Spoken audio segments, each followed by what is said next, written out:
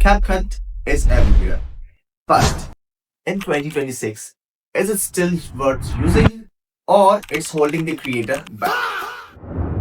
Welcome to Z the Studio. Here we give honest video editing advice for you creators. Let's talk about how CapCut blew up. CapCut became popular for one simple reason.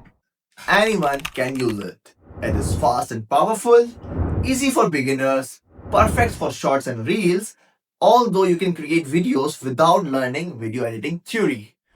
For new creators, CapCut is actually a great starting point. But here's the problems nobody talks about: the limitations in CapCut.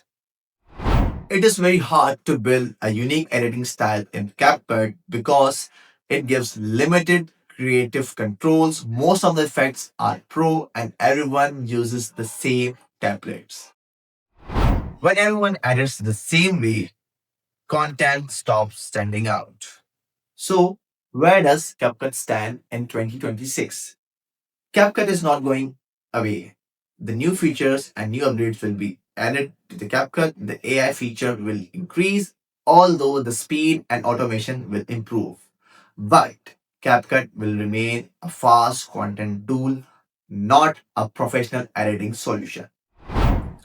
As we talked about the limitations and where CapCut stands in 2026, now let's talk about who should use CapCut and why. My honest answer is this: if you are a beginner and you make short form of content and you need speed over control, CapCut will be a very useful option for you. But if you want to create a unique editing style, you want creative freedom and long term growth, you have to move beyond CapCut because it limits your creativity.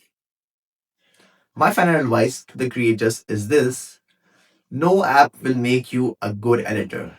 Skills matters more than the tools.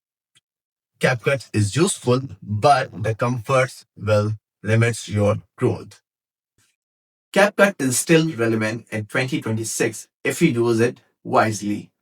For honest advice, comparisons, and future focused contents, subscribe to Zeta Studio. We will meet in the next video. Bye bye.